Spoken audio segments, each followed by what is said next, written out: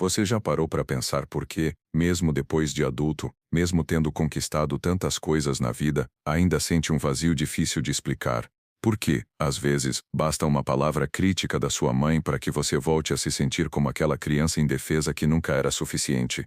Ou ainda, por que, mesmo sabendo que sua mãe tem comportamentos tóxicos, você se pega desejando o reconhecimento dela, como se isso fosse a chave para finalmente se sentir inteiro? Essas perguntas ecoam no coração de milhares de pessoas que cresceram sob a sombra de uma mãe narcisista. E é justamente sobre isso que vamos falar hoje, a ferida invisível que se abre na infância e continua moldando nossas escolhas, nossos relacionamentos e até mesmo a forma como enxergamos a nós mesmos. Crescer com uma mãe narcisista não é como ter uma infância normal. É viver em uma casa onde as necessidades emocionais da criança raramente são atendidas. Em vez de sentir acolhimento, proteção e incentivo, o filho é transformado em um espelho para o ego da mãe. A criança deixa de ser vista como um ser único, com desejos e limites próprios, e passa a ser uma extensão da mãe. Isso significa que cada conquista ou fracasso do filho é usado como alimento para a imagem que a mãe deseja manter diante do mundo. No entanto, a maior dor não está apenas no excesso de cobrança ou nas críticas. A verdadeira ferida é a sensação de não ser amado pelo que se é, mas sim pelo papel que se desempenha. O amor que deveria ser incondicional se torna condicional. Só existe quando a criança corresponde às expectativas da mãe. E esse vazio, ele não some. Ele cresce junto com o filho. Ele se disfarça de perfeccionismo, de ansiedade, de dificuldade em colocar limites, de medo de rejeição. Freud explicava que o inconsciente guarda essas experiências como marcas profundas, repetindo padrões de busca por amor e validação que nunca foram satisfeitos na infância. É importante entender: a mãe narcisista não nasceu assim. Ela também foi filha. Ela também teve feridas. Provavelmente cresceu sem validação. Talvez tenha sido criticada, rejeitada ou usada como objeto emocional por seus próprios pais. Na psicanálise, Freud chamava isso de compulsão à repetição, a tendência de reproduzirmos aquilo que não conseguimos elaborar. Já Jung dizia que aquilo que não é conscientizado se manifesta como destino, ou seja, as sombras que uma mãe carrega acabam se tornando o destino emocional de seus filhos. Quando olhamos por esse ângulo, percebemos que a mãe narcisista, apesar de suas atitudes destrutivas, também é uma mulher ferida. Isso não significa justificar seus comportamentos, mas compreender que por trás da rigidez, da manipulação e do controle, existe uma dor não resolvida. O problema é que, em vez de curar suas próprias feridas, ela projeta essas dores nos filhos. Ela cria dinâmicas familiares onde cada filho ocupa um papel específico, o dourado, o bode expiatório, o invisível. Esses papéis não são escolhidos pela criança, mas impostos pelo desejo inconsciente da mãe de lidar com suas próprias frustrações. Vamos contar a história de Clara. Desde pequena, Clara foi tratada como a boneca da família. Sua mãe a vestia com roupas impecáveis, exibia suas notas na escola para vizinhos e parentes, e dizia: "Olha como minha filha é perfeita, como ela me enche de orgulho." Aos olhos de todos, Clara era privilegiada, mas dentro dela havia um peso enorme, o peso de nunca poder falhar. Clara aprendeu a engolir o choro, a esconder suas dores, porque sua mãe não tolerava fraquezas. Cada vez que Clara demonstrava insegurança, sua mãe dizia: "Você não pode ser assim, você é melhor que isso." O que parecia admiração era, na verdade, uma prisão. Clara não era amada pelo que era, mas pelo que representava. Agora pense em Lucas, o irmão mais novo de Clara. Enquanto ela era exaltada, ele era criticado. Se Clara tirava 9 na prova, era exibida como exemplo. Se Lucas tirava 8, a mãe dizia: "Você só me dá desgosto, nunca vai ser como sua irmã." Lucas cresceu acreditando que era um problema. Sempre acusado, sempre comparado, carregando a marca de bode expiatório. Tudo de ruim que acontecia na família recaía sobre ele. Se a mãe brigava com o pai, de alguma forma a culpa era de Lucas. Na psicanálise chamamos isso de projeção. A mãe despeja em um filho aquilo que não suporta reconhecer em si mesma. Se ela sente fracasso, culpa o filho. Se ela sente raiva, o acusa de ser rebelde. O resultado: 2 filhos vivendo em extremos diferentes, mas igualmente feridos. Clara, a filha dourada, cresceu ansiosa e perfeccionista. Lucas, o bode expiatório, cresceu inseguro e carregado de culpa. Ambos com um vazio enorme, a falta de amor incondicional. Essas marcas não ficam presas à infância. Elas se infiltram em todas as áreas da vida adulta. Clara, Como filha dourada, tornou-se uma mulher brilhante profissionalmente, mas incapaz de se sentir satisfeita. Sempre busca aprovação, sempre precisa ser a melhor, mas nunca se sente completa. Em seus relacionamentos, teme ser rejeitada e se esforça para ser perfeita, mesmo que isso signifique esconder suas vulnerabilidades. Lucas, como bode expiatório, tornou-se um homem que atrai relacionamentos abusivos. Está sempre pedindo desculpas, aceitando migalhas de afeto, acreditando que não merece mais. No fundo, repete a mesma dinâmica da infância, procurando em suas parceiras o reconhecimento que sua mãe nunca lhe deu. Freud dizia que todo sintoma adulto é uma tentativa de resolver uma questão infantil não elaborada. Jung acrescentaria: esses padrões só deixam de nos dominar quando reconhecemos a sombra que carregamos. Por que falar sobre isso é tão necessário? Porque enquanto você não reconhece esse padrão, ele continua ditando sua vida, você continua correndo atrás da aprovação que nunca virá, continua tentando ser perfeito para ser amado, ou se desculpando por existir. E é nesse ponto que mora a libertação. Perceber que você não precisa mais ser refém da sombra da sua mãe, que você pode separar quem ela é dos comportamentos que ela teve, que você pode reconhecer sua dor sem ser definido por ela. Esse é o primeiro passo da individuação, como diria Jung, tornar-se quem você realmente é, integrando luz e sombra, rompendo com os papéis que foram impostos a você na infância. Então a grande pergunta que deixo para você refletir é: você está pronto para parar de buscar no olhar da sua mãe aquilo que só você pode dar a si mesmo? Está disposto a enxergar a ferida que carrega não como uma sentença, mas como um chamado para se libertar? Se você chegou até aqui, continue comigo, vamos aprofundar ainda mais, entender como esses papéis se manifestam, porque a mãe age dessa forma, e principalmente como você pode se libertar e construir relações saudáveis sem repetir os padrões da infância. Você já percebeu como, em muitas famílias, parece haver um filho preferido e outro que sempre leva a culpa? Esse cenário não é coincidência quando falamos de mães narcisistas. Ele se repete como um padrão inconsciente, um teatro psíquico em que os papéis são distribuídos de acordo com as feridas e projeções internas dessa mãe. Para entender melhor, precisamos mergulhar na lógica distorcida desse tipo de relação. De um lado, o filho dourado, idealizado como extensão perfeita dela. De outro, o bode expiatório, sobre quem recaem culpas, frustrações e dores não elaboradas. Segundo Freud, todo ser humano lida com suas próprias feridas infantis através de mecanismos de defesa, entre eles, a projeção. A mãe narcisista, incapaz de reconhecer suas próprias fragilidades, projeta nos filhos as partes de si mesma que não consegue aceitar. Assim, cria-se um jogo. O filho dourado é a idealização daquilo que ela gostaria de ser ou ter. O bode expiatório é a encarnação daquilo que ela rejeita ou teme em si mesma. O filho dourado não é apenas o preferido. Ele é um reflexo do ego da mãe. Normalmente esse filho é exaltado, colocado em um pedestal, coberto de elogios. Mas atenção, não porque ele seja amado por quem é, e sim porque ele representa algo que a mãe deseja ver em si mesma. Por exemplo, se essa mãe narcisista sente que não foi reconhecida na infância por sua inteligência, ela pode projetar isso no filho e exigir que ele seja o melhor aluno da escola, o mais inteligente, o que se destaca. Se sente que não foi valorizada pela beleza, pode projetar isso na filha, pressionando-a para ser a mais bonita, a mais elegante, a que atrai olhares. O peso dessa coroa é enorme. À primeira vista parece uma posição privilegiada. Afinal, quem não gostaria de ser o filho adorado? Mas na prática, o filho dourado vive em um cárcere invisível. Ele é constantemente pressionado a corresponder às expectativas da mãe, não podendo falhar, errar ou mostrar vulnerabilidade. Isso cria adultos perfeccionistas, ansiosos, que muitas vezes se tornam workaholics, ou vivem em busca de validação externa porque nunca aprenderam a validar a si mesmos. Imagine uma filha que desde pequena ouve da mãe: você é a mais linda, você é a minha princesa, você vai conquistar tudo que eu não conquistei. Essa menina cresce acreditando que não pode engordar, não pode envelhecer, não pode falhar. O elogio da mãe vem sempre acompanhado de uma cobrança implícita: seja aquilo que eu não fui. No fundo, essa filha nunca é enxergada por quem realmente é, apenas como um espelho da frustração materna. Do outro lado está o bode expiatório, aquele que parece nunca ser suficiente.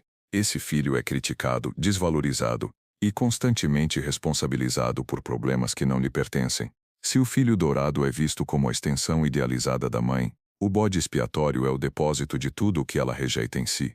Se a mãe carrega uma ferida no feminino, pode projetar isso na filha, dizendo que ela é fraca demais, desleixada, ou não tão boa quanto deveria ser.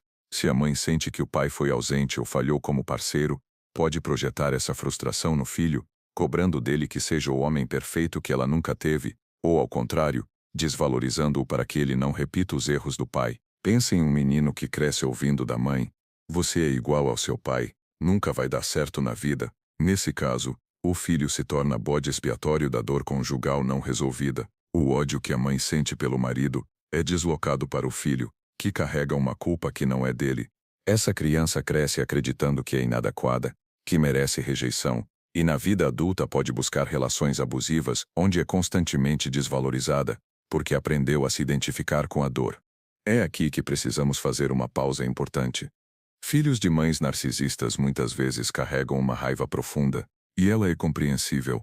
A sensação de não ter sido amado de verdade, de ter sido usado como objeto, ou de ter sido o saco de pancadas da família é devastadora.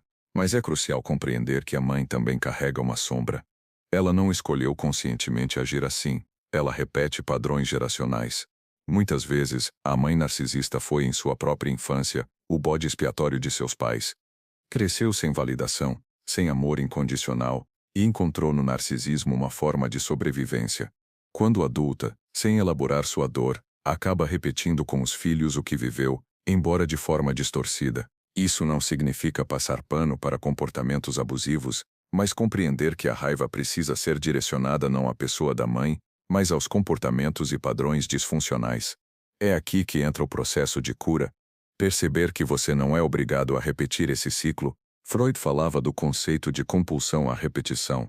Tendemos a repetir experiências traumáticas não resolvidas, na esperança inconsciente de dar um desfecho diferente.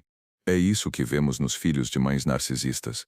O filho dourado pode passar a vida tentando agradar chefes, parceiros e amigos, buscando a validação que nunca recebeu de forma genuína. O bode expiatório, por sua vez, pode procurar inconscientemente relações onde é criticado, rejeitado ou humilhado, porque isso ecoa ao ambiente emocional que lhe era familiar na infância. A boa notícia é que essa repetição não é destino. Quando o filho reconhece o padrão, passa a ter a possibilidade de escolher diferente, e isso começa pelo ato de colocar limites saudáveis. Colocar limites não é sobre confrontar a mãe narcisista em uma batalha sem fim, é sobre proteger a sua própria psique. Isso pode significar reduzir o contato, não se envolver em manipulações emocionais, ou simplesmente escolher não carregar culpas que não são suas. Imagine que a mãe sempre liga para a filha dizendo: "Você nunca me visita, você não liga para mim, você me faz sofrer." Ao invés de reagir com culpa, a filha pode responder de forma firme: "Eu entendo que você gostaria de mais visitas, mas eu também tenho minha vida e meus compromissos, posso te ver no domingo." Aqui ela reconhece o sentimento da mãe, mas coloca um limite claro para proteger sua energia emocional. Ao fazer isso, o filho não está rejeitando a mãe, está rejeitando o padrão disfuncional. E ao quebrar o padrão, ele dá um passo enorme não apenas para si, mas para as próximas gerações. Neste ponto, vimos como os papéis de filho dourado e bode expiatório não são escolhas conscientes da mãe, mas projeções de suas feridas internas. Também entendemos que a raiva, embora legítima, precisa ser transformada em consciência e ação, porque apenas colocando limites e reconhecendo esses padrões é que se torna possível quebrar o ciclo geracional. Agora que você chegou até aqui, vamos explorar como os filhos adultos podem ressignificar sua história, encontrar sua própria identidade além do olhar materno, e construir relacionamentos saudáveis sem repetir o drama inconsciente. Você já parou para se perguntar: quem eu sou além do olhar da minha mãe? Essa talvez seja uma das perguntas mais profundas e transformadoras para os filhos de mães narcisistas. Afinal, crescer em um ambiente em que o amor vem condicionado, seja pelo pedestal do filho dourado ou pelo peso do bode expiatório, significa crescer sem um verdadeiro espelho de identidade. E sem esse espelho, muitas vezes os filhos entram na vida adulta com um vazio imenso, uma sensação de não saberem de fato quem são. Vamos caminhar em direção à reconstrução dessa identidade. Não se trata de negar a mãe, nem de carregar ódio eterno, mas de reconhecer que aquilo que foi vivido não precisa definir a vida inteira. O primeiro passo: reconhecer o padrão. Freud dizia que aquilo que não é reconhecido se repete. Por isso, o primeiro passo essencial na cura é tomar consciência do que aconteceu. Reconhecer que você cresceu em um ambiente marcado pelo narcisismo materno, Não é sobre culpar, mas sobre dar nome à experiência.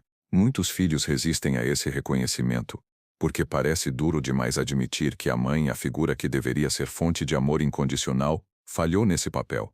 Mas é justamente esse ato de nomear que traz clareza. Quando você entende que o problema não está em quem você é, mas no padrão disfuncional que existia no ambiente, uma parte da culpa começa a se dissolver. Aqui entra um ponto delicado: a raiva da mãe. É natural que muitos filhos carreguem ressentimentos profundos, porém, como dissemos antes, é importante aprender a separar a pessoa da mãe de seus comportamentos. Isso não significa justificar abusos, mas entender que essa mãe também carrega suas próprias feridas, muitas vezes herdadas de gerações anteriores. A chave está em direcionar a raiva não para a figura da mãe, mas para os padrões disfuncionais. Você não precisa odiar sua mãe para se libertar dela, precisa odiar a manipulação, a falta de validação, as chantagens emocionais. E ao rejeitar esses comportamentos você começa a se proteger ao invés de pensar: minha mãe me destruiu. Você pode começar a pensar: os comportamentos manipulativos dela me feriram, mas eu posso escolher não repeti-los.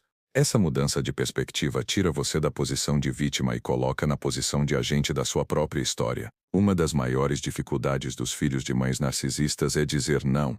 Isso porque cresceram acreditando que seus limites não importavam. O filho dourado aprendeu a dizer sempre sim para corresponder às expectativas. O bode expiatório aprendeu que qualquer tentativa de impor limites resultava em rejeição ou punição. Mas é impossível reconstruir a própria identidade sem estabelecer fronteiras claras. Colocar limites é, na prática, dizer: eu existo como um ser separado com desejos e necessidades próprias. Imagine que sua mãe constantemente invade sua vida adulta, opinando sobre com quem você deve namorar, como deve criar seus filhos, ou até em questões financeiras. Colocar limites pode significar dizer: mãe, eu entendo sua preocupação, mas essa decisão é minha. Eu te aviso quando precisar de um conselho. Pode ser desconfortável no início, mas cada limite estabelecido é um tijolo na construção da sua autonomia emocional. Freud falava que a cura acontece quando conseguimos trazer o inconsciente para a consciência. Nesse caso, significa olhar para dentro e identificar: quais padrões eu herdei? Em quais momentos da minha vida adulta eu ainda repito o papel de filho dourado ou bode expiatório? O filho dourado pode perceber que continua buscando reconhecimento em cada relação, vivendo para agradar e não para ser. O bode expiatório pode perceber que continua aceitando relações em que é desvalorizado, porque inconscientemente acredita que merece isso. A cura não é rápida, mas é progressiva. Ela acontece quando você decide ressignificar sua história. Isso pode incluir terapia, meditação, espiritualidade, grupos de apoio ou até mesmo práticas de escrita terapêutica. O importante é começar a dar voz à sua própria narrativa. Uma mulher que cresceu como bode expiatório pode, na terapia, perceber que sempre atraiu relacionamentos em que era tratada como a errada. Ao reconhecer o padrão, ela decide mudar sua forma de se relacionar, aprende a valorizar suas conquistas, a exigir respeito, e pouco a pouco constrói uma nova narrativa para si mesma. No fim das contas, a grande jornada do filho de mãe narcisista é encontrar sua identidade além do olhar dela. Isso significa se perguntar: quem eu sou? O que eu gosto? O que eu quero da vida? Muitas vezes, essas perguntas nunca foram feitas, porque a vida inteira foi moldada para atender às expectativas da mãe. Esse processo de autodescoberta pode ser assustador, mas também é profundamente libertador. Significa dar a si mesmo o direito de existir sem precisar agradar, sem precisar carregar culpas que não são suas, sem precisar repetir padrões de dor. Freud dizia que o eu é moldado nas primeiras relações, mas também afirmava que é possível elaborar e transformar essas marcas. Isso significa que, mesmo que sua infância tenha sido marcada pelo narcisismo materno, sua vida adulta pode ser escrita de forma diferente. E se está fazendo sentido para você, continue aqui. Vamos aprofundar em estratégias práticas de cura e fortalecimento emocional, mostrando ferramentas concretas para quebrar definitivamente o ciclo e construir relações saudáveis, consigo mesmo e com os outros. Você já se perguntou como seria viver uma vida em que suas escolhas não são movidas pela necessidade de agradar ou pela culpa? Como seria se libertar daquela voz interna que diz que você nunca é suficiente ou que sempre está em dívida com alguém? Essa é a promessa do processo de cura para os filhos de mães narcisistas. Não é um caminho fácil, mas é possível e transformador. O primeiro passo é voltar o olhar para dentro. Filhos de mães narcisistas cresceram acostumados a se olhar pelo espelho da mãe, sempre distorcido. A cura começa quando você passa a se olhar pelo seu próprio espelho interno. Pegue um caderno e escreva: quem eu sou além das expectativas da minha mãe. Liste tudo o que você gosta de fazer, seus talentos, seus valores, seus sonhos. Depois marque o que realmente é seu e o que é imposto. Esse exercício simples já ajuda a perceber o quanto da sua vida foi vivida para atender demandas externas e o quanto ainda pode ser resgatado como sua verdadeira identidade. Freud defendia que a escrita terapêutica é uma forma de trazer conteúdos inconscientes à consciência. Ao escrever, você revela dores ocultas, mas também redescobre forças escondidas. Colocar limites é a ferida central de quem cresceu sob o narcisismo materno. Afinal, não havia espaço para dizer não sem sofrer retaliação. Porém, é justamente o não que liberta. Comece pelos limites pequenos. Se sua mãe liga todos os dias para controlar sua rotina, experimente não atender uma das ligações e retornar depois no seu tempo. Avance para limites médios. Quando ela opinar sobre sua vida, diga de forma respeitosa: eu entendo sua opinião, mas essa decisão é minha. Caminhe para limites grandes. Quando ela tentar manipular através da culpa, responda com firmeza: mãe, eu não vou carregar essa responsabilidade, eu já faço o meu melhor. Esses passos não são fáceis, mas cada limite colocado fortalece sua autonomia emocional. A culpa é a corrente mais pesada que os filhos carregam. A mãe narcisista planta a ideia de que tudo que ela sente é responsabilidade do filho. Se ela está infeliz, é porque o filho não fez o suficiente. Se ela se sente sozinha, é porque o filho se afastou. Aqui, é preciso ressignificar: a responsabilidade pela felicidade dela nunca foi sua. Toda vez que a culpa aparecer, pergunte-se: essa responsabilidade é realmente minha ou é dela? Repita para si mesmo: eu não sou responsável pelas escolhas da minha mãe, eu sou responsável apenas pela minha vida. Esse tipo de afirmação, repetida conscientemente, ajuda a reprogramar a mente. A terapia é um espaço seguro para revisitar feridas da infância, compreender projeções, trabalhar o ressentimento e fortalecer o ego. Na psicanálise, você vai entender as raízes inconscientes do vínculo com sua mãe. Na terapia sistêmica, vai enxergar os padrões geracionais e como eles se repetem. Na terapia cognitiva, vai aprender a identificar e modificar pensamentos automáticos de culpa e desvalorização. Você pode se inspirar na história de Cláudia, filha dourada. Cresceu acreditando que só seria amada se fosse perfeita. Na terapia, percebeu que sua busca por relacionamentos abusivos vinha da necessidade de provar seu valor o tempo todo. Ao ressignificar, aprendeu a se valorizar e hoje consegue construir vínculos baseados em respeito e reciprocidade. Jung nos lembra que a sombra é tudo aquilo que rejeitamos em nós mesmos. O filho do narcisismo muitas vezes carrega uma sombra gigante, porque passou a vida reprimindo emoções e desejos para atender a mãe. Pergunte-se: o que eu mais critico nos outros? Será que é algo que eu também tenho e não aceito em mim? Escreva essas respostas. Depois, reflita: como posso usar essa característica de forma positiva? Por exemplo, se você critica pessoas que se impõem demais, talvez sua sombra seja a dificuldade de impor-se. Integrar a sombra é perceber que você também pode usar essa força de forma saudável na sua vida. Filhos de mães narcisistas frequentemente repetem padrões no amor e nas amizades. Buscam parceiros controladores como a mãe, ou se colocam em papéis submissos, tentando agradar. Para quebrar isso é preciso praticar novas formas de se relacionar.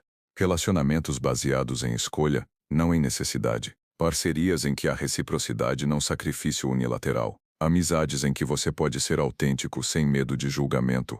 Você já se perguntou o que faria da sua vida se não tivesse mais que carregar o peso da aprovação da sua mãe? Como seria se você pudesse acordar todos os dias sem culpa, sem medo, sem essa sensação de estar sempre devendo algo? Essa é a promessa da individuação e da cura: viver uma vida autêntica, inteira e sua. Chegamos ao momento mais importante dessa jornada, a síntese de tudo. Depois de compreender as raízes da ferida, de mergulhar no papel do filho dourado e do bode expiatório, de olhar para a sombra da mãe e de reconhecer os padrões, agora é hora de refletir sobre o que fazer com tudo isso. Toda mãe narcisista deixa um legado invisível nos filhos. Esse legado pode ser a voz crítica interna, a dificuldade de se enxergar com valor, a tendência de buscar validação externa, ou até a propensão a repetir relacionamentos abusivos. Mas aqui está a grande virada. Esse legado não precisa ser o seu destino. Ele é apenas o ponto de partida. A vida não é determinada pelo que recebemos na infância, mas pelo que decidimos fazer com isso na vida adulta. Imagine uma filha dourada que cresceu acreditando que só teria valor se fosse perfeita. Quando adulta, ela percebe que esse padrão a leva ao esgotamento e a relacionamentos vazios. Ao despertar, ela decide usar essa mesma disciplina e dedicação, mas agora voltada para seus próprios sonhos, abrir um negócio, escrever um livro, cuidar da própria saúde. O que antes era prisão, agora se torna combustível para sua liberdade. Freud dizia que só podemos escolher de verdade quando temos consciência. O filho de mãe narcisista que não desperta tende a repetir os padrões automaticamente.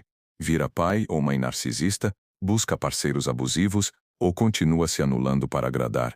Mas quando desperta tem a chance de quebrar o ciclo. Essa é a escolha mais poderosa que você pode fazer, não repetir a história, mas escrever uma nova. E aqui entra um ponto crucial. Quebrar o ciclo não é rejeitar a mãe, mas rejeitar os padrões. É dizer, eu honro sua vida, mas eu escolho diferente. Esse talvez seja o ponto mais profundo e desafiador, chegar a um lugar de gratidão. Como agradecer a alguém que te feriu tanto? A resposta está no olhar para além da dor. O narcisismo da sua mãe te mostrou, através da falta, o que é essencial na vida: amor próprio, autenticidade, limites, respeito. Foi justamente porque você não teve isso de forma saudável que hoje tem a chance de buscar conscientemente. Um filho bode expiatório pode perceber que, apesar das dores, desenvolveu uma sensibilidade enorme para enxergar a dor dos outros. Essa empatia pode ser usada para ser um terapeuta, um artista, um líder compassivo. A ferida se transforma em dom. Esse é o paradoxo da gratidão.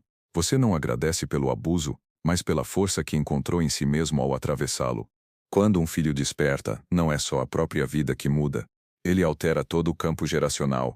Ele cria uma nova referência para seus próprios filhos, para sua família, para seus relacionamentos. O filho dourado que aprende a se valorizar pode criar filhos livres que não precisam corresponder a expectativas irreais. O bode expiatório que aprende a se impor pode ensinar seus filhos a colocar limites sem culpa. Esse é o poder do despertar. A transformação não é apenas individual, é coletiva. Agora, chegou o momento da escolha. Você pode continuar carregando a culpa, vivendo para agradar, repetindo os papéis que te aprisionam. Ou pode decidir, hoje, iniciar uma nova jornada, a jornada de ser quem você realmente é. Ser filho de uma mãe narcisista é uma das jornadas mais dolorosas que alguém pode viver, mas também pode ser uma das mais transformadoras, porque, ao atravessar a sombra, você encontra a sua luz, você aprende a não se contentar com migalhas, a exigir respeito, a viver com autenticidade. Aprende que o verdadeiro amor não é condicionado, mas nasce do respeito mútuo. E, acima de tudo, você aprende que a vida é sua, que você não precisa mais buscar a validação de uma mãe que não soube amar como você merecia. Você pode se validar, se acolher, se amar. Se esse conteúdo ressoou com você, não guarde só para si. Compartilhe este vídeo, deixe seu comentário, conte sua história. Aqui você não está sozinho, estamos construindo uma comunidade de filhos despertos, que escolhem quebrar padrões e viver em liberdade. Lembre-se, sua dor não define quem você é, sua escolha sim. Você não é mais prisioneiro do olhar da sua mãe. Você é dono da sua vida, e a partir de agora, pode escrever um novo destino.